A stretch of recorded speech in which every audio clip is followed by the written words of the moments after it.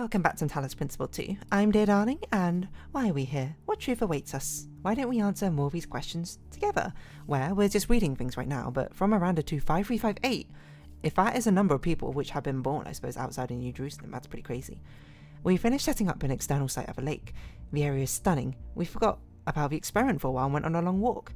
The ways in which all the different aspects of nature interact with each other are endlessly fascinating to me, and the sheer variety of living things, even on a simple green meadow. Sadly, we then stumbled onto the carcass of a deer that has been torn apart by wolves. It must have suffered enormously, and thinking about that made me feel truly terrible. There's so much pain in nature. It's the natural order of things, I suppose. You know, predator and prey. It's just how it is. Cutting down swaths of trees for their building projects, thoughtlessly causing radical changes to large environments, and forcing local species to adapt to their artificial habitats. These are the traits of a species. Intelligent, industrious, and extremely impactful ecosystem engineers. Humans? No, I'm talking about beavers. Like us, beavers transform their environments via building, and their actions have real consequences, creating vast wetlands that some species thrive in while others die. Human activity is very similar. We too are ecosystem engineers, and we too benefit some species while harming others. Everything about this is completely natural, including the damage to other species. After all, that's what competition and evolution is all about. Oh, that's a very interesting viewpoint.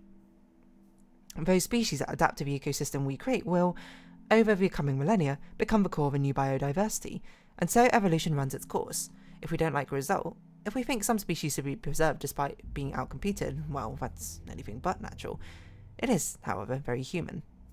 So what's this person's perspective on climate change? I suppose is my question. As in, is that like a human thing, and then it's kind of like, I guess, human influence is a natural cause, is kind of what you're saying. And in some, okay, I'm not going to say I completely agree with it. There's parts which I understand and sort of like see the point of, and it's, I guess, the part about like this idea of an uncaring world, in the sense that the world doesn't really care about our existence or human survival. It doesn't really care about any of its survival. Like, but the Earth does not really care for Earth itself survives. It just exists. You know, if humans come and we like build us stuff up and we eradicate a load of species, unfortunately, due to the effects of our actions, the Earth doesn't really care. And if we eradicate ourselves, the Earth still doesn't really care. The world will still go on whether we exist or not, right? So I kind of get where you're coming from, but I think this feels like, at least to me, it's sort of like I get what you're saying, but it's sort of like, no, what's a phrase, like refusing the call, where it's like, well, because we have this sort of sentience, because we have this sort of capability, shouldn't we try, is it not within our duty to, I suppose, try and preserve at least some of it, whether at least for like records or, you know, for future generations to see as well. You know, in the same vein that you can argue that humans destroying things and humans preserving things, they can both be seen as natural orders or natural actions, which are both enacting upon the environment, right? Like, I find it hard to argue that, like, human industrialization is as equally, or is less equally impactful / natural compared to human preservation. Like, that, they both are an influence, surely. So I don't see why you can necessarily argue it one way, but not the other. Miranda, it's fascinating how so much of what we do is in common with animals, but furthered enormously by our intelligence and our ability to remember. Through us, the universe strives to a greater level of complexity. But does the universe have a capacity to strive for anything?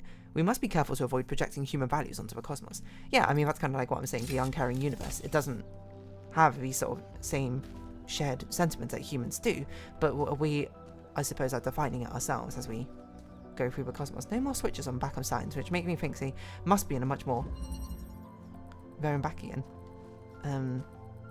Off the road sort of like location. Green, okay. So how does inversion work with other colours? I guess it must always be blue and red because these are the two things which light up, but if we see like a green and red one, maybe it'll be that.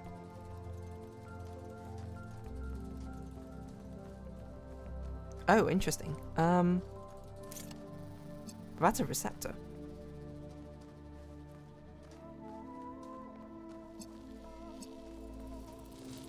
Wow, okay. So the idea is we need to have all three of them out here, right?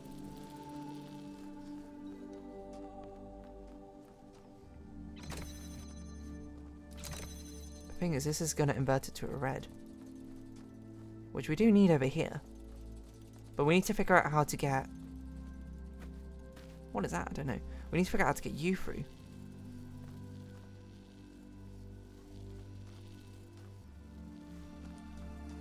Because we can't do it like this, unfortunately, because this will just invert it to a red, right?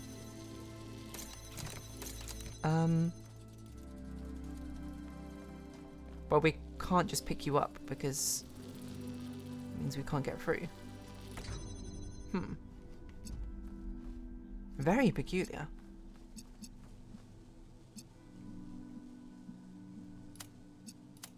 I wonder if we do this and then we get an inversion going for you here. Oh, well, I'm just dumb. You can actually just see this one literally right here. Oh. So pick this up, put this here. We need it out of the way. Maybe I should turn down the sensitivity a bit more. We need you here. What?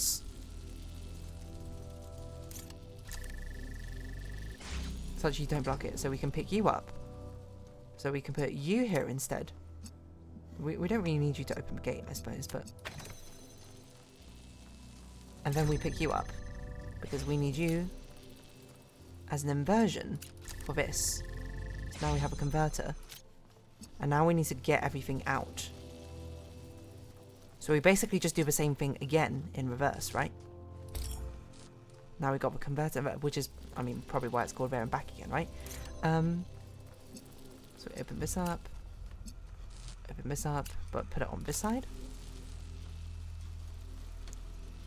I was going to say, something screamed to me that it wasn't actually holding the door open. So then, what the heck? Keep this here. Keep this here. And then RGB converter it to here. Quite a simple one, actually.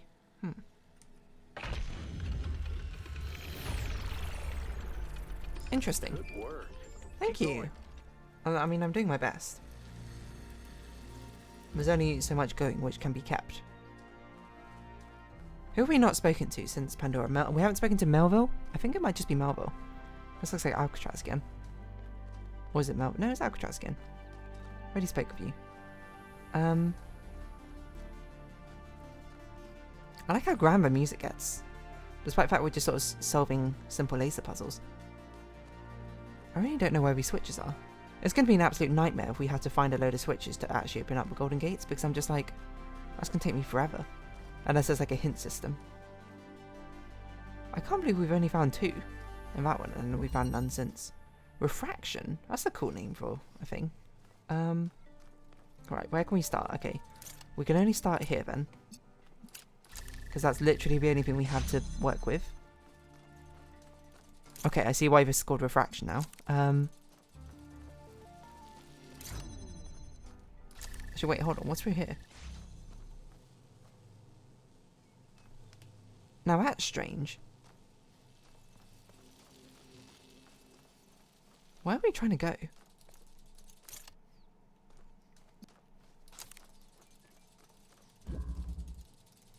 We're trying to get a red laser in here.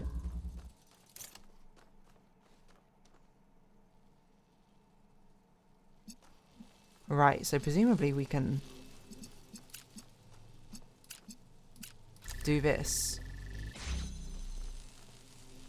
Pick this up. That will keep that open.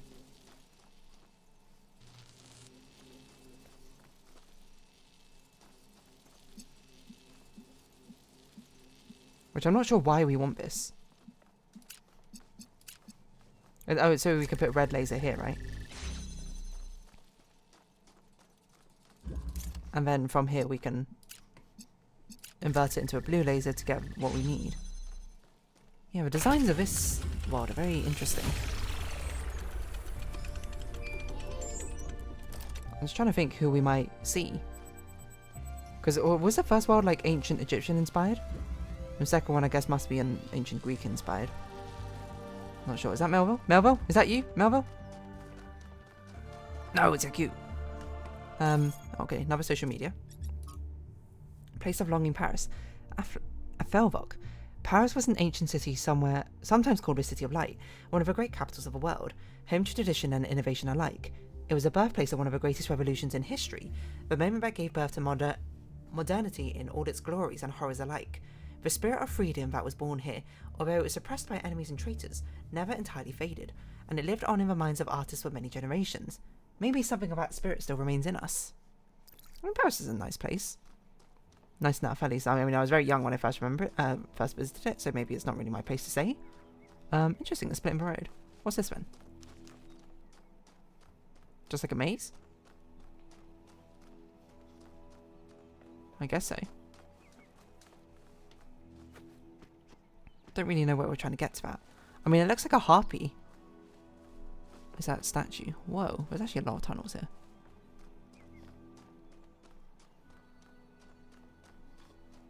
Maybe there's a lot of ways in, I guess so.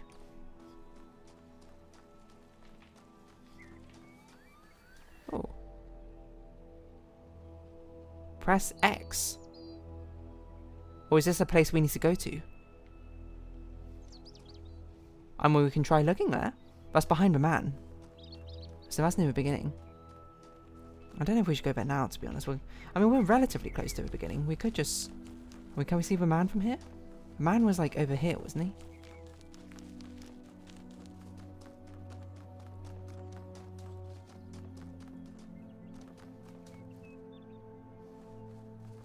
I was trying to see where we could see the man. Where is the man? We can go back to him. Okay, we just need to keep that in mind. And I suppose I'll keep it in mind by not actually checking it in my menu. So next time I'll actually remember to look at it, maybe. Oh, interesting. The Golden Gates back there. I didn't even notice them. I haven't really found secret levels either. But this looks like it must be a secret level. There's a question mark right here. And it's a long off-the-road path. Weird symbol. Transposition. Oh, sort of mathematical. Wow, this has a lot of things in it. A lot of mathematical-esque terms. Okay. Well, let's just start with jamming this, just so we can see what the end goal is. What? Does this need both red and blue powered from each side? That's what it looks like. Okay. Okay. The only way to open this then is via a jammer, which is interesting. Well, we can pick you up. Oh, we can't actually move you exactly where we want. Okay. Do we have a laser generator? We do, here. So I can't see that.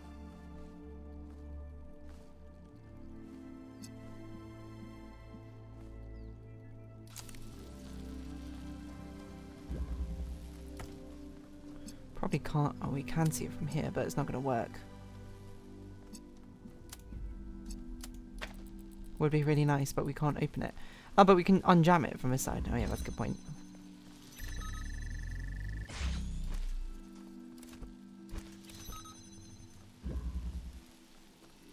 Okay. So what do we need this for? I guess to bring the converter along? We need to bring something through to the other side here. I don't know what though. Actually, how do we even get a blue laser? We need to swap these two around, I assume. Because we need the blue laser here. We need that thing on this side to be the blue laser to connect. Like that. And then the red one. Okay, I see, I gotcha. That's why it's called transposition. Because we're literally swapping them around.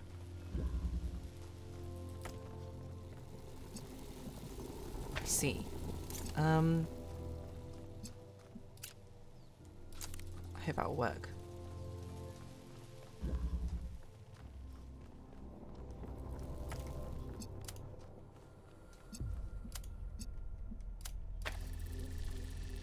And then we jam and slam a lama that. Nice. Okay, simple enough. I'm not really sure of the significance of these secret levels. I assume these just must be like from a dev's perspective. They came up with like multiple. Have a look at one of the other puzzle clusters. Oh yeah, go on. It seems they remain inert until they're connected. I Oh. uploaded the pictures to the log. Should we check them out with the VTOL? Let's conserve fuel as much as we can. There's no point in going there if it's all dead. No, but I wanted to go. Internal monologue. Wait, is this thing still on? Oh, I was like, I didn't know we had it back. I sent Matron to have a look at another puzzle cluster. Remain inactive until someone gets it. Interesting. This sounds like in a very snowy environment. Who knows what to make of that? But I mean, from a meta perspective, like the bonus levels are probably like the developers made a load of different levels, and then these ones were like, oh, a fox. They were like, not quite up to snuff. Oh, it's another one of these. These must be significant somehow in the bonus stuff we have to do. And they were like, oh, it's just not quite up to par of what we wanted for the levels. So they just like put them as bonus levels or something. That's my guess. That's my guess. Or they found them like too hard or something. Farewell. Oh, hello, fox. Just ran over a stone like it was nothing. Crazy. Okay, number 5. Still no switch on the back of those. What's this? Don't know, just weird. Wow, what's going on? Imprisoned. What does this do? Toggles the power. I see. Well, we had to toggle it out, otherwise we can't go in. What do we need to actually... What? We need a blue laser from that side? Okay, weird. So we have a blue laser. What? Oh, so we need to toggle it to actually... Okay, so we need to do something and toggle it. I know. We need to set something up and toggle it so it works with a blue laser down. So we have a blue laser here. Okay. Well, how do we start any of this? I mean, presumably we want you to be boom, boom. Oh, that's not going to work. I was going to do this.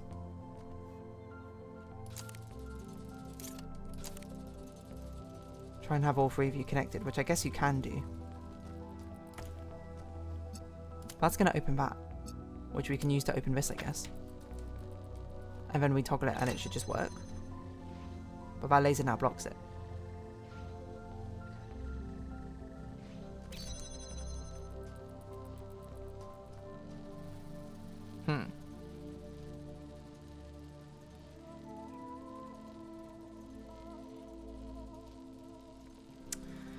We can shine a blue laser on this, that would invert it to red.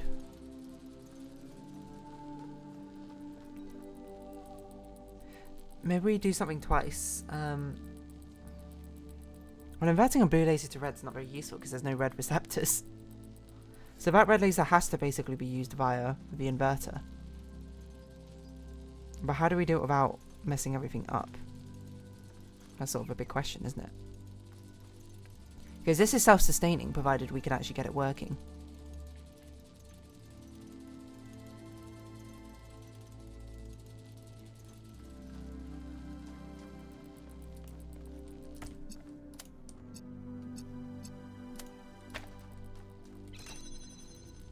Well, obviously it's not going to do anything, but... Do you think we can do it with, like, really good timing?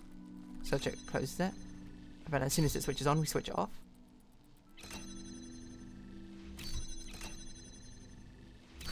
There's no way that's a solution. It has to be like... The solution must be something we put it down and we just forget about it. But this crossover is actually too annoying.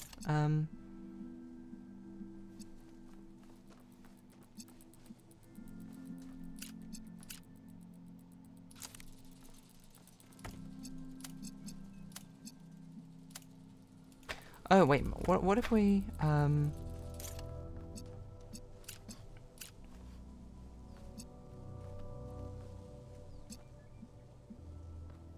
Well, it has to be over at this angle, which is really annoying.